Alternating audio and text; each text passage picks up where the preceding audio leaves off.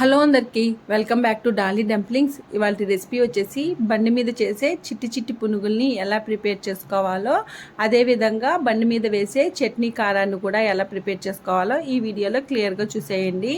అలాగే టేస్ట్ కూడా చాలా బాగుంటుందండి, మీరు కూడా తప్పకుండా ట్రై చేయండి. ఇప్పుడు ప్రాసెస్ చూసేద్దాము.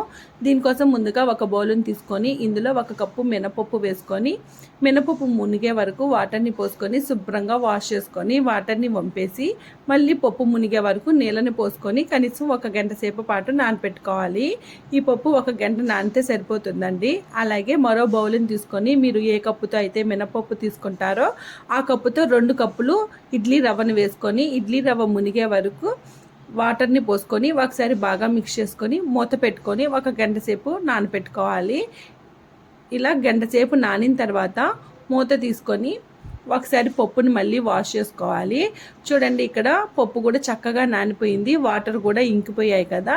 ఈ పప్పుని పక్కకు పెట్టేసుకొని రవ్వ పైన వాటర్ తేలి ఉంటాయండి, ఈ వాటర్ని పైనే వంపేసుకోవాలి. అలాగే ఇక్కడ రవ్వని చేత్తో నేను ఇక్కడ వీడియో క్లిప్లో చూపించే విధంగా వాటర్ని గట్టిగా పిండేసి పక్కకు పెట్టుకోవాలి. అదేవిధంగా అంతా రవ్వని నీళ్ళని పిండేసి పక్కకు పెట్టుకోవాలి.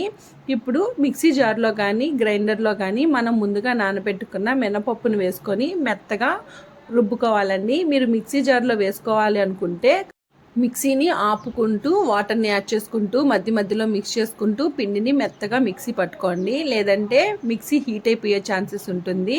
ఒకవేళ మీ దగ్గర గ్రైండర్ అవైలబుల్గా ఉంటే గ్రైండర్లోనే వేసుకొని రుబ్బుకోండి. చూడండి, ఇక్కడ మినపప్పులో మధ్య మధ్యలో వాటర్ని యాడ్ చేసుకుంటూ చేతితో బాగా మిక్స్ చేసుకుంటూ బాగా మెత్తగా గ్రైండ్ చేసుకోవాలి. చూడండి, పిండి ఈ కన్సిస్టెన్సీలో ఉండేలాగా మెత్తగా గ్రైండ్ చేసుకోవాలి. మినపప్పు మెదిగిన తర్వాత మనం పట్టుకోగానే పప్పు తేలిగ్గా అయిపోతుందండి పిండి.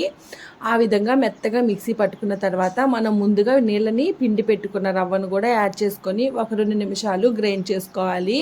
మీకు అవసరం అనిపిస్తేనే వాటర్ని యాడ్ చేసుకోండి, లేదంటే వాటర్ని యాడ్ చేయొద్దండి.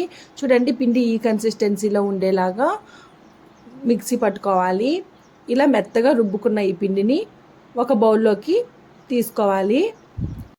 నేను ఈ పునుగుల్ని మరుసటి రోజుకి బ్రేక్ఫాస్ట్గా ప్రిపేర్ చేస్తున్నానండి. దానికోసమే ముందు రోజు నైట్ బ్యాటర్ని ప్రిపేర్ చేసుకున్నాను. చూడండి, పిండి ఈ విధంగా రుబ్బుకొని ఇందులో 2 టేబుల్ స్పూన్లు జీలకర్ర, అలాగే మీరు ఏ కప్పుతో అయితే మినపప్పును తీసుకుంటారో ఆ కప్పుతో 1/2 కప్పు మైదా వేసుకొని ఒకసారి స్పూన్తో మిక్స్ చేసుకున్న తర్వాత ఈ మైదా ఈ జీలకర్ర పిండికి పట్టేలాగా చేత్తో బాగా మ్యాష్ చేసుకున్నట్టు కలుపుకోవాలి.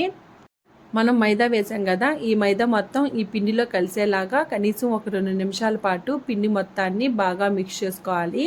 చూడండి, నేను ఇక్కడ వీడియో క్లిప్లో చూపించే విధంగా కలుపుకోవాలి. అలాగే మైదా వేసాం కాబట్టి కాస్త ఉండలు వచ్చే ఛాన్సెస్ ఉంటుందండి. దానికోసమే బాగా కలుపుకొని ఈ పిండి మొత్తాన్ని ఓవర్ నైట్ రూమ్ టెంపరేచర్లోనే మూత పెట్టుకొని అలాగే వదిలేసేయండి.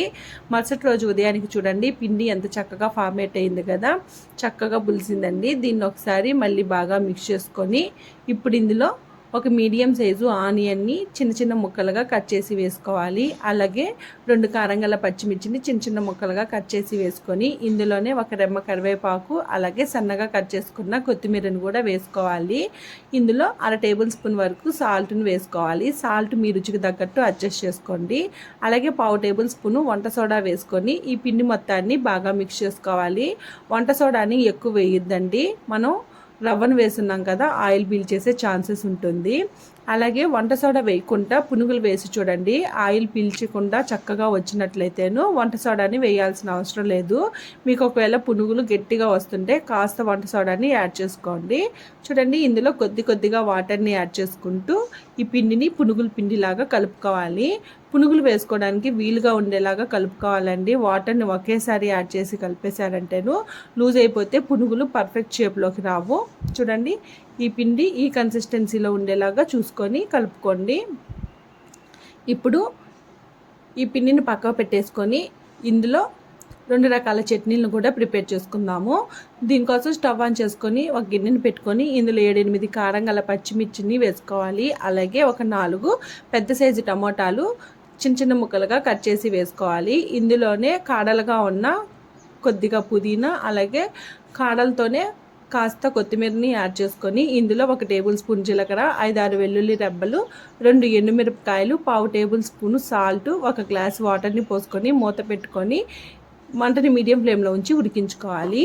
ఇది ఉడికేలాగా మరో స్టవ్ మీద పాన్ పెట్టుకొని 1 కప్పు వేరుశెనగ పప్పుల్ని వేసుకొని ఈ వేరుశెనగ పప్పుల్ని మంటని మీడియం టు లో ఫ్లేమ్లోకి అడ్జస్ట్ చేసుకుంటూ వేయించుకోవాలి. మీరు హై ఫ్లేమ్లో పెట్టి పల్లీలను వేయించారంటేను పల్లీలు కలర్ చేంజ్ అయిపోతాయి, లోపల వరకు సరిగా వేగవండి. చూడండి, ఇలా వేగిన ఈ వేరుశెనగ పప్పుల్ని పక్క తీసుకోవాలి.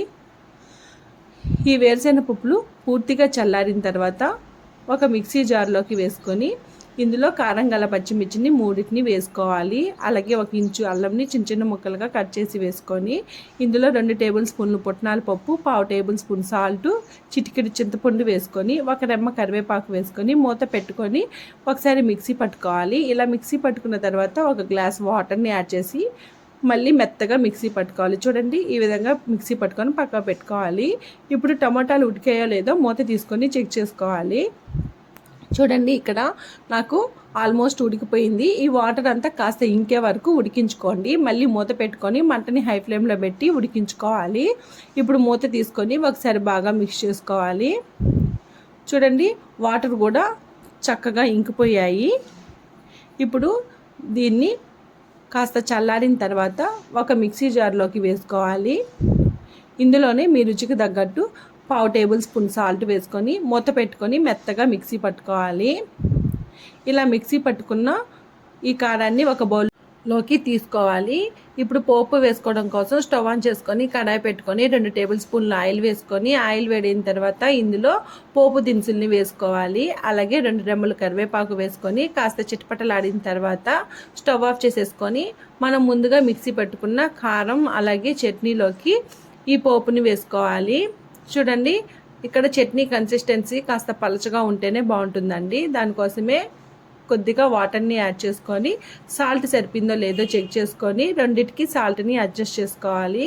అలాగే మనం పోపు వేయించుకున్నాం కదండి, ఆ పోపును కూడా ఈ 2 చట్నీల్లోకి కొద్దిగా యాడ్ చేసుకొని ఒకసారి బాగా మిక్స్ చేసుకొని ఈ 2 చట్నీలని పక్కకు పెట్టేసుకోవాలి. అంతేనండి, కారం అలాగే బండి మీద చేసే చట్నీ రెడీ అయిపోయింది కదా. ఇప్పుడు పునుగుల్ని ఎలా వేసుకోవాలో చూసేద్దాము. దీనికోసం స్టవ్ ఆన్ చేసుకొని కడాయి పెట్టుకొని డీప్ ఫ్రైకి సరిపడా ఆయిల్ వేసుకోవాలి. ఆయిల్ వేడైందో లేదో చెక్ చేసుకొని ఆయిల్ వేడైన తర్వాత పిండిని ఒకసారి బాగా మిక్స్ చేసుకొని ఇక్కడ వీడియో క్లిప్లో చూపించే విధంగా చిట్టి పునుగుల్ని వేసుకోవాలి. కొద్దిగా పిండిని తీసుకొని ఆయిల్లో నెమ్మదిగా వేసుకొని మంటని మీడియం ఫ్లేమ్లో ఉంచి ఈ పునుగుల్ని వేయించుకోవాలి.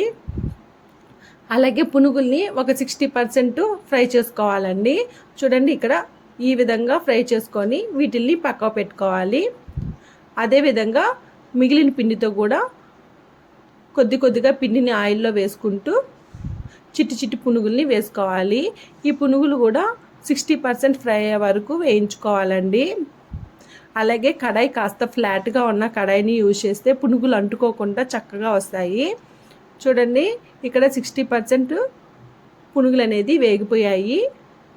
ఇప్పుడు మనం ముందుగా వేయించి పెట్టుకున్నాం కదండి పునుగులు, ఆ పునుగులను కూడా ఇందులో వేసుకొని మంటని మీడియం ఫ్లేమ్లో ఉంచి ఈ పునుగుల్ని చక్కగా ఎర్రగా అయ్యే వరకు వేయించుకోవాలి. చూడండి, ఆయిల్ని ఈ విధంగా స్ప్రెడ్ చేసుకోవడం వల్ల ఈ పునుగులన్నీ ఈవెన్గా వేగుతాయి. ఇలా వేగిన ఈ పునుగుల్ని ఆయిల్లో నుంచి డ్రైన్ చేసుకొని పక్కకు పెట్టుకోవాలి.